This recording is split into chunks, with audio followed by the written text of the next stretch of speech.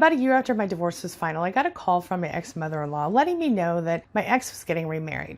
I was only mildly surprised, mostly that it had taken him almost 2 years to meet, successfully propose, and schedule a wedding with his would-be second wife. In hindsight, I'm actually kind of surprised it took him that long because usually narcissists move much quicker. Still, I have absolutely no doubt that he was dating and being in love with someone, likely more than one person, shortly after I left him. But I didn't even start dating until the divorce was final, which within itself took a year after I left. Even though I didn't want this person back in any way, part of me felt some kind of way about the whole situation. It wasn't that I felt jealous, I felt confused. I felt like I wanted to contact this woman and tell her what she was in for, but if I'm being honest, I wanted to know how he was treating her. Was he being nice? Had he suddenly become the person I'd always wanted him to be? Had all the time and effort I spent trying to help him kind of get it together finally benefited someone, even if it wasn't me? Part of me hoped that he would be different for her, but the other part of me knew that he wouldn't. It would be about 5 years later that I'd finally have the opportunity to speak to this woman. When my now husband decided to adopt my oldest son, the one I'd had with my ex, I had to reach out to my ex, and he agreed to sign the papers because mostly it might mean that he wouldn't be on the hook for child support anymore. Anyway, understandably, despite the fact that she'd never spoken to or met my son because he'd spent literally no time at all with my ex, his wife at that time was quite concerned about the situation and showed up with him when I met him to sign the papers. Once everything had been resolved, she ended up calling me several times. We got along just fine. She wanted to talk about her husband and their relationship. I guess someone who understood. She wanted to know if her experiences were like mine, and it turned out that her marriage was nearly identical to mine, except maybe a little worse because she didn't tolerate as much of his crap as I had. She was 10 years older than me, and he was 8 years older than me. But I guess her strength led to his increasing intensity and frequency of manipulation and gaslighting, so either way, she ended up divorcing him not long after that. Now, he'd end up married twice more after that, as far as I know, and I'm pretty sure he's still with his fourth wife. The one thing I felt worried about was that he would be better to someone who wasn't me. And after having the opportunity to talk to both his second and third wives, I learned the truth. He was the same person for them as he'd been for me. Turned out he didn't change. So let me ask you a question. Have you ever felt that way yourself? Have you ever worried that your ex would somehow change for the new source of narcissistic supply? If so, you're not alone. I hear this question from people all the time. People ask me, will the narcissist change for the new supply? Will they take everything I tried to teach them and use it successfully in a new relationship? Well, that's exactly what we're talking about today at queenbeing.com. Narcissists and their new sources of narcissistic supply, their new partners, how they treat them, and whether their new relationship is as good as they make it seem from the outside. So let's get started. So you finally had the nerve to leave your partner who you're pretty sure is a toxic narcissist. Or maybe they left you. And now, after years of psychological and emotional mind games, you're finally starting to breathe again. You are finally free of this horrible selfish energy, and part of you thinks, I'm a brand new person. Life is just starting to really be good, or it's on the way anyway. But then it happens. In person or on social media, you kind of spot your former would-be soulmate with someone new. You're quite startled by this, and maybe it feels like you've been slapped in the face a little bit. But pretty soon, you notice there's something different about the narcissist. Somehow they seem happier, brighter, relaxed even. They're having a good time with a new person, maybe even someone who looks a little like you or who has something in common with you.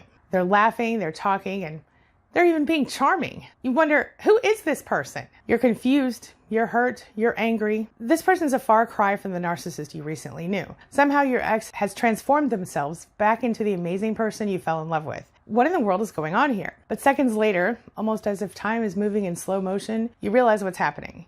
Your narcissist has found their next victim, and they are in the process of love bombing this person. And for just a moment, you get a front row seat. Listen, I know it stings. I know it hurts when you see the person you fell in love with re-emerging after you've been away for a while. And I also know that you wonder at least a little bit if somehow the narcissist was right all along and it really was just you. Side note, I promise you it wasn't. But let's talk about it. Why does the narcissist become the person you fell in love with when you leave? Well, let's have a reality check, my friend. You were never the problem in your toxic relationship. I'm not saying you were perfect. I'm not saying you didn't make mistakes. I'm just saying the majority of your issues in the relationship were a direct reaction to the mind games and manipulation that you were putting up with in the relationship. First, allow me to acknowledge that while every step in the healing process after a toxic relationship with a narcissist can be very painful, this one that we're talking about today is probably one of the most confusing. See, while the bigger part of you knows that the narcissist is never going to really change, this other little part of you might still even love them a little bit, or to put it more accurately, love the version of them that you once believed was real. You know, the one you signed up for in the first place. And that's the part of them that they're now parading around. It's like you're mourning that version of the narcissist all over again. But let me repeat, the problem was not you. The problem was that the narcissist took you for granted. They got used to having you around. They got spoiled by you and your supply. And maybe they got bored. Or maybe you demanded that they behave like an actual grown-up, or their manipulation stopped working. Or they got shiny new object syndrome. Or they decided they didn't love you anymore. Or whatever. And they left to pursue whatever it was that they wanted in that moment. Or maybe you finally had enough and you left them.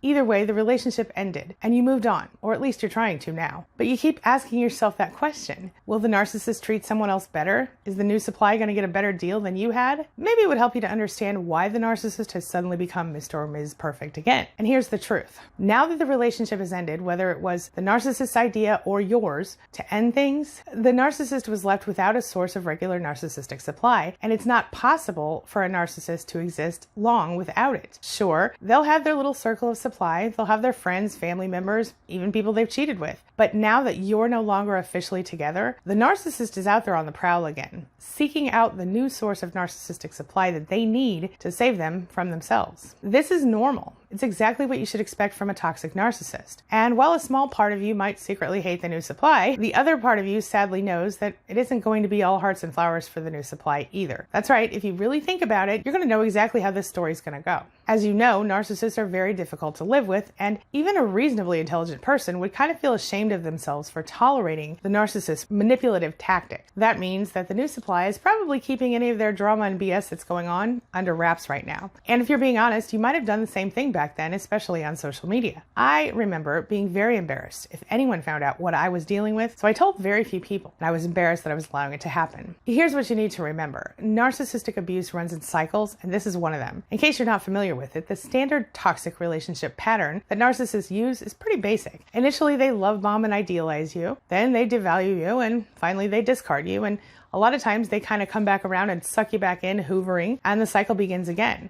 This happens in varying iterations, and it happens often inside the same relationship over and over again for decades. But if I'm in your shoes at this point, I'm going to make use of this situation, and I'm going to go no contact or low contact, and I'm going to use it to my advantage. You should block them both on Facebook, the narcissist and the new supply, so that you don't have to see it when you sort of torture yourself by stalking their profiles. It means you won't listen when some well-meaning flying monkey tries to offer you updates on the narcissist and the new supply. It means you're going to move forward and focus only on what you can control and not what you can't control. And since you couldn't control the narcissist while you were together, you sure as heck can't control them now. Nor should you want to. This person is no longer your problem. If you do have kids together and you can't go completely no contact, you go low contact, only dealing with the narcissist about the business of raising the kids, nothing else. But how do you deal with the painful reality of watching the narcissist be perfect for someone else? Number 1, see the patterns. Start by remembering what you dealt with and by recognizing what the new supply will deal with soon enough if they're not already going through it.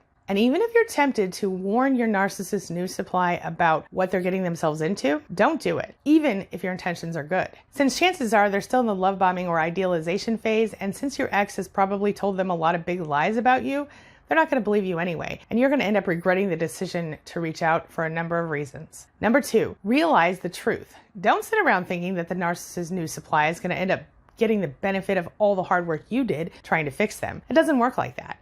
The narcissist is and always was exactly who they are. They always will be. They don't change. I'm not saying they can't change, because I believe that if a narcissist were to really dig in and discover and heal their core wounds, it might be possible. But in all the years I've worked in this business, I've never seen it happen. And I've never seen it happen with any narcissist in my own life, nor anyone that I've worked with. I've interviewed a number of psychologists and other experts in this industry who will tell you the same thing. A narcissist does not change, not for long anyway. The most you're going to get out of them is a temporary behavior modification, and that is only if the narcissist gets something out of it. Number 3, grieve the relationship. This is somewhere I failed in my early recovery. Rather than grieving the relationship, I thought it would be a good idea to avoid my feelings and just move forward. It turned out to be a terrible idea because it would later come back and bite me in the butt. The fact is, while the grief process will wait, it will not go away. Eventually, you're going to have to grieve the person you signed up for and let them go, so get it over with while you can. This brings me to number 4. Be honest with yourself. Remember that you're not really mourning the person you lost. You're mourning the person that you thought you had, the illusion of who you believed they were. It's an ever-turning cycle the narcissist will repeat in varying iterations for the rest of their lives. Be glad you're off that wheel, my friend.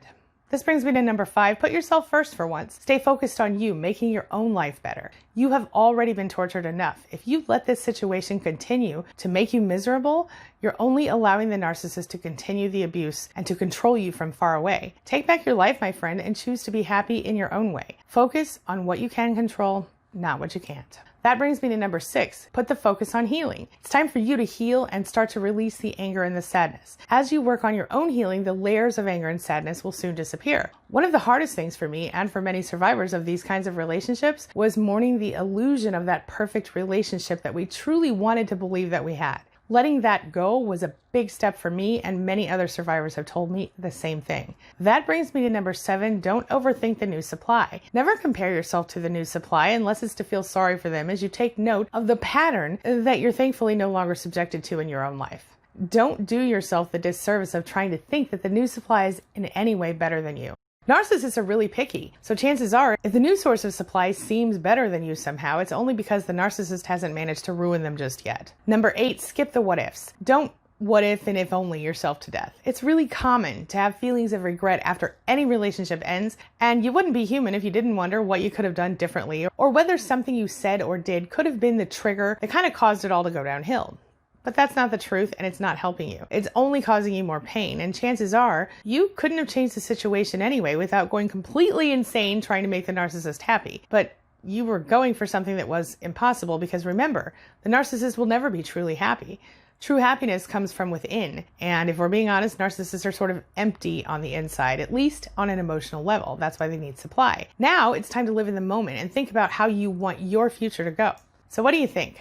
This brings me to the question of the day. And the question of the day is, have you ever experienced watching your ex, a narcissist, get involved with a new person, or even just appear to return to the person they used to be? And how did it make you feel? What advice would you offer to your fellow survivors in this situation? Or are you currently dealing with this issue? Share your thoughts, share your ideas, share your experiences in the comment section below, and let's talk about it. As always, thank you so much for being a part of my day and a part of my life. And hey, thanks for letting me be a part of yours. It really does mean a lot to me. Now, before I go, make sure you take a look at the videos I'm going to leave for you right here and right there. And while you're at it, hit the subscribe button right there so we can stay connected and continue on this healing journey together. I'll see you soon.